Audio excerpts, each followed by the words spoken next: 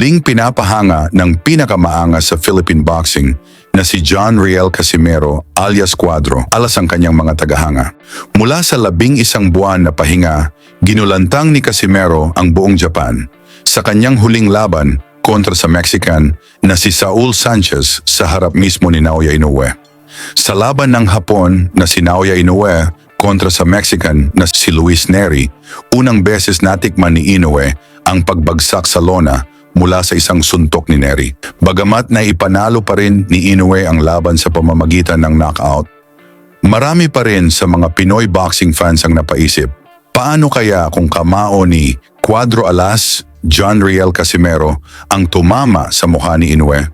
Matatapos pa kaya ni Inoue ang laban? Right hand there by Casimero. And Rockefeller's hand is down. Para magkaroon tayo ng mas malawak na ideya, panoorin natin ang laban ni Casimero kontra kay Saul Sanchez, na isang WBO Latino champion ngayon lang, Oktubre 13 sa Japan.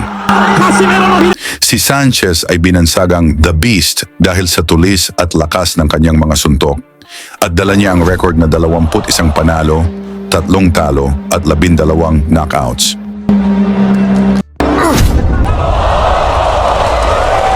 Hindi pipitsuging kalaban si Sanchez dahil bumiktima na ito ng 2 Pinoy, sina RV Deniega at King Arthur Villanueva sa pamamagitan desisyon.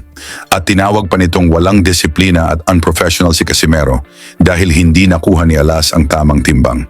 Nakalaban na rin si Sanchez sa World Championship, ngunit natalo siya via decision kontra sa WBO champion, ang Australian na si Jason Maloney. Halika mga boxing fans, balikan natin kung paano ginulantang ni Casimero ang buong Japan at pinabagsak si Sanchez na parang tinumbang poste sa harap ni Naoya Inoue.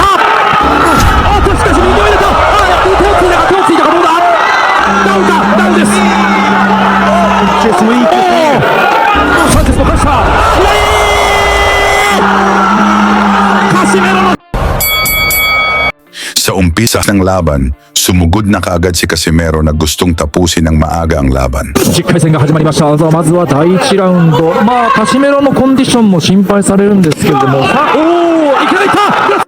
Mula sa mabilis na kombinasyon ni Casimero, bumagsak si Sanchez, pero nakatayo pa ito agad at lumaban.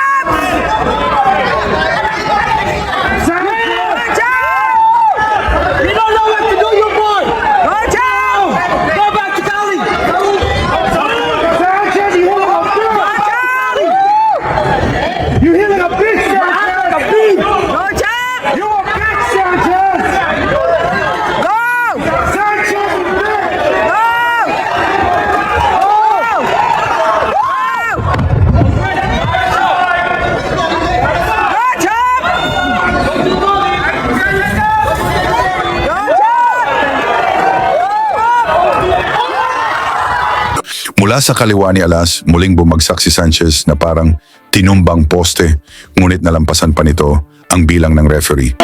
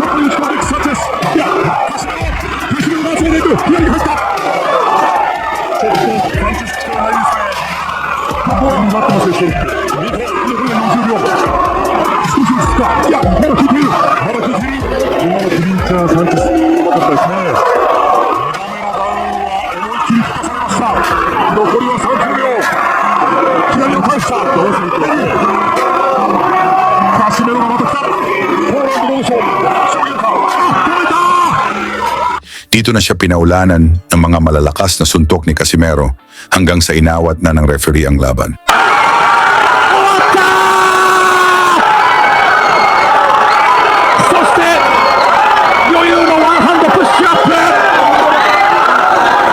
Panalo si Casimero sa pamamagitan ng technical knockout sa round 1 at talagang kinilabutan si Inoue sa kanyang nasaksihan.